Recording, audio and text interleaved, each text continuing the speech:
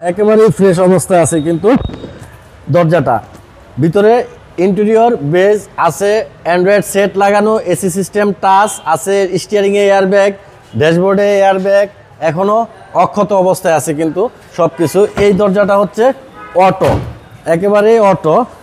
হ্যাঁ, আর এই দরজাটা খুললে বাবু ভাই দেখেন স্পেস দেখেন, এটাতে ফ্রন্টে মাঝখানে কিন্তু কোনো খুঁটি নাই, ওপেন স্পেস একেবারে পুরো। ভাই আসসালামু আলাইকুম। ওয়ালাইকুম সালাম বাবু ভাই, কেমন আছেন ভাই? আলহামদুলিল্লাহ বাবু ভাই ভালো আছি, আল্লাহ ভালো রাখছে। আপনি ভালো আছেন? আলহামদুলিল্লাহ। আপনার শোরুমের অ্যাড্রেস? বাবু ভাই আমার শোরুমের অ্যাড্রেসটা হলো 250 Tejgaon industrial area, Tejgaon Nabisco biscuit ফ্যাক্টরির জাস্ট পূর্ব পাশে পিছন সাইডে রোলিং মিল মোড়, বটতলা, জাহিন জারাফ অটোমোবাইলস। আজকের ভিডিওতে কি নিয়ে আসছেন ভাই? বাবু ভাই আজকের ভিডিওতে বাসাবাড়ির হাউজে যে গাড়িগুলো চলে, এই হাউজের সবচেয়ে সেরা গাড়ি হচ্ছে টয়োটা রাম গাড়ি।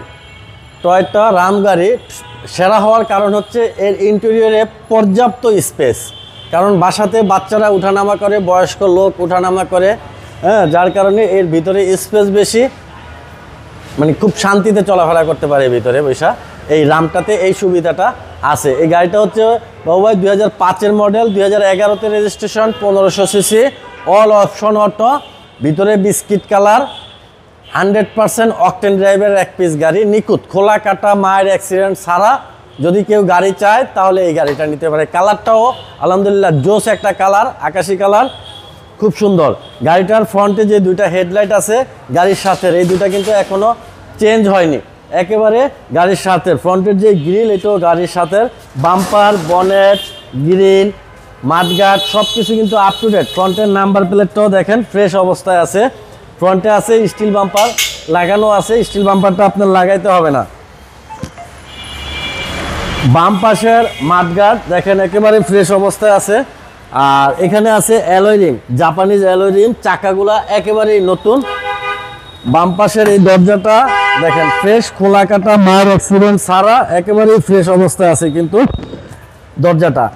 ভিতরে ইন্টেরিয়র বেজ আছে, অ্যান্ড্রয়েড সেট লাগানো, এসি সিস্টেম টাচ আছে, স্টিয়ারিংয়ে এয়ারব্যাগ, ড্যাশবোর্ডে এয়ারব্যাগ, এখনও অক্ষত অবস্থায় আছে কিন্তু সব কিছু। এই দরজাটা হচ্ছে অটো, একেবারেই অটো।